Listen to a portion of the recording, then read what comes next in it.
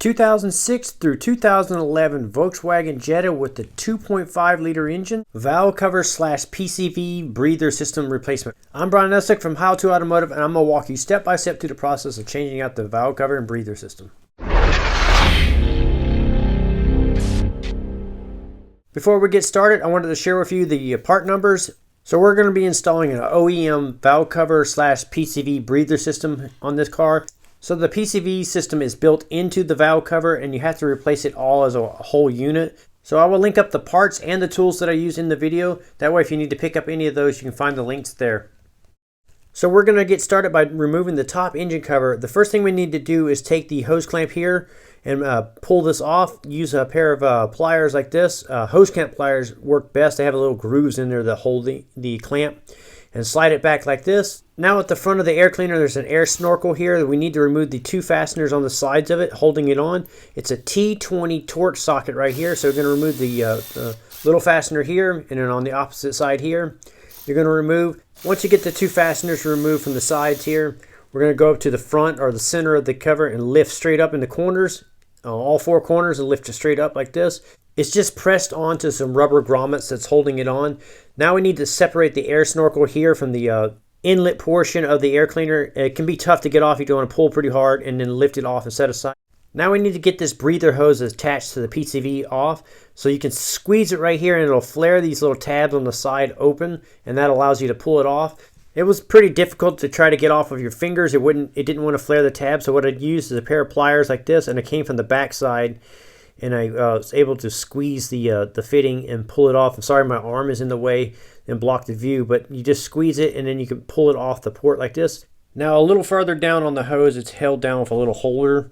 We need to pop it open using a flat blade screwdriver. There's little serrated teeth that we need to open up. So once you got that popped open, now you can pull the hose off like that. Now you can flex it out of your way. Now on the back, there's a secondary air injection check valve here we need to unplug. So we're going to squeeze a little tab and pull it off. So once you get it disconnected, it's going to look like this. Now we're going to turn our focus to getting the coils unplugged and pulled out of the vehicle.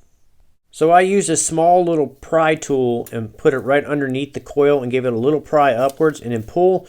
And now when it's popped up like this, it's easier to get the connectors off. So you're going to pop up all the coils like this. So now we're going to unplug cylinder number 1 and cylinder number 2 by pushing inwards towards the coil and then squeezing the tab and then pulling back and off like this. And then you can pull the coil out. Once you got cylinder number 1 and cylinder number 2 coils pulled out and removed, now you can lift the entire harness and coils, the remaining harness and coils up like this as a whole group. And now you can swing it over like this and out of your way. So once you get the wiring harness and coils pulled out and just tucked off to the side, it's going to look like this. Now we have complete access to all the bolts and fasteners. Now with a T30 torque socket, we can go ahead and remove all 16 fasteners holding the valve cover down. The two back corner ones have the ball socket that held the air cleaner down. That's part of the fastener. You want to remove that as well, and then just work your way around the perimeter of the cover, and then also down the center of the cover will be some more fasteners. So there's going to be 16 in total. These fasteners don't come all the way out completely. They come up to a certain point and they stop. As you can see, this 1/4-inch drive Milwaukee stubby impact gun here is making quick work of removing all these fasteners. I will link this up in the description of the video also. So once you get all 16 of the fasteners removed, then we're going to use a little pry bar or a pry tool, and we're going to stick it in the corner of the valve cover and give it a little twist. I'm using a little flat blade screwdriver, and we're basically going to break the seal of the cover to the top of the cylinder head. Once you got it loose, you're not going to be able to get it out just yet. There's one more thing we need to do. We're going to go on the back of the cylinder head, and there's going to be this secondary air injection pipe here that runs along the back of the cover here, and it's pinched right here in the corner. So we need to unbolt this little bracket right here. If you follow it down, you'll see the T30 torque screw right here. We're going to remove that. And I just used my 1/4-inch ratchet with a little extension like this to get to it. There's plenty of room. You can even get a ratchet in here if you have one, like a cordless ratchet. You can go ahead and crack that free and take that fastener out. Then I used my little pry tool or my flat blade screwdriver and stuck it right here and just kind of lightly push the tube back. We're flexing it. We're not bending it, so you're just going to lightly give it a little push like this. I'm just barely using my thumb to do it. And once you push it back just a little bit, Now you can lift the cover up and give it a little wiggle and get it out from behind the tube.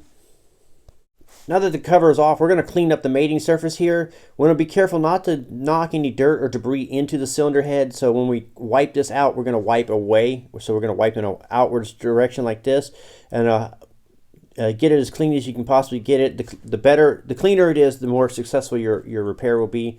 So you want to wipe it. One of the other things I like to do is I like to spray brake clean onto a rag, get the rag good and wet, and that'll pick up the dust or the sand or whatever may be on there, and kind of dab it if it's sandy or dirty, and then you can wipe and get the oil off. Now on some vehicles, when the cover leaks, it'll leak the oil straight down into the spark plug tubes here, and it will require you to clean that out. As you can see, mine are pretty dry. It wasn't leaking down into the cylinder, into the tubes there, but I'm going to show you how I would get the oil out if it happens. So what I would do is I would take some brake clean like this, and I would spray it directly into the hole and fill it up about halfway, maybe even 3/4 of the way. And once it's full, I'll let it soak a little bit. Then I'll use some shop rags, and I'll use some screwdrivers or something to poke it down there and kind of rub it around and soak up the oil and also the brake clean. And then once I do that, then I'll fill it back up with some brake clean again. And once I got it filled with brake clean again, then I'll use a shop rag and some compressed air, and I'll put the shop rag over like this and put the compressed air in and give it a little blow. Then all the oil and brake clean will come up into the rag, and you can catch it in the rag, and you may have to repeat this several times. Then you can pull the spark plug out and either clean it or replace it as if it needs it.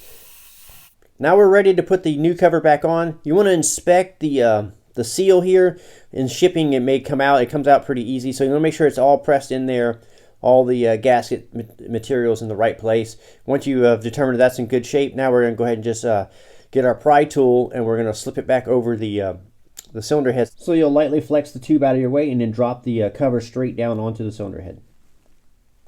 Now that we got the cover on, we're going to tighten down the bolts in a very specific pattern. So we're going to run them down until they're snug, and then we're going to switch over to a torque wrench. So we're going to start right here in the middle and go 1, 2, 3, 4, 5, 6, 7, 8, 9, 10, 11, 12, 13, 14, 15, 16. So it's going to be in that pattern how we're going to run these bolts down and tighten them up. And I'm just going to use my Milwaukee my 1/4-inch stubby here, and it has a variable trigger, and it allows me to slowly run those fasteners down just until they touch. So I'm not using the trigger or the tool to bear down on it, just lightly run it down. And the reason why is we'll be here forever running these fasteners down. So I'm just using the tool in that exact pattern that I just showed you to run the fasteners down until they're basically just touching, and then we're going to switch over to a torque wrench and we're going to torque it all down. Now with a torque wrench, we're going to torque the fasteners down to 10 Newton meters or about 7.5 foot-pounds. So it's pretty low torque on this cover, and we're going to start in the middle here. So we'll start with number 1, and we'll torque that down to 10 Newton meters, and then we'll move over to number 2, and we'll torque that down to 10, and then number 3, which will be right here, and then 4, and then 5, 6, 7, 8, 9, 10, and we'll just keep going until we get to all 16 of the fasteners torqued down in the pattern that I showed you. Now that the cover's on and torqued down, now we're going to tighten up the air tube here. We're going to reinstall the bolt back in the bracket right here. When I took it off, I just used hand tools, but there's plenty of room to get cordless tools back here like this, and so I highly recommend using them if you got them. Now that we got the pipe secured and rebolted back down, now we're going to take the harness with the coils and flip it back into position. So you're going to flip it over and start all the coils down the proper slots, and it pretty much lays right over it. You'll see it doesn't, you can't get it mixed up. So you'll slide it back down, and then once you get it back down, you're going to take the other 2 coils that we had to put aside and put those in. And before we press the coils down into position, we want to make sure that we plug them in and make sure that the connectors fully clip in. And then once that's good, then you can push the coils down until they fully seat into the cover here, and that'll lock them into place. And you just want to make sure that the wire loom back here in the back is not twisted or anything like that, so it's laying flush. Also plug in the secondary air injection valve right here. There's a little switch here, plug that back in. Then we can take the fresh air vent hose here and plug it onto the PCV by pushing it on until the little tabs lock into place. And then the little mounting holder here, we're going to resecure that right here. Now that that's resecured, we're going to move on to the air cleaner and reinstall the air cleaner. So we're going to lift the air cleaner up and put it into position. We're going to stab the air boot here onto the snorkel portion of it first. And then we're going to line it up with the rubber grommets on the little ports, and you'll see it goes right around the oil cap, and you can kind of feel it. It'll sit on the little ports that it's supposed to press onto. Once you get to the boot pushed on, then you'll wiggle it into position, and then once you got it in position, you just give it a good push until it locks down. Now you're going to start the fasteners here at the front air snorkel here. Put the two T20 torque bolts back in, or screws. And once you get those screwed in right there on the side, then we're going to go over to the air snorkel here and put the clamp back on. So I will link up all the parts and tools that I use in this video in the description. That way, if you need to pick any of those up, you can find them there. I'm Brian Nessa from How To Automotive. I'd like to thank you guys for watching, encourage you to subscribe, invite you to head over to the howtoautomotive.com website for more valuable videos like this. Thank you again for watching.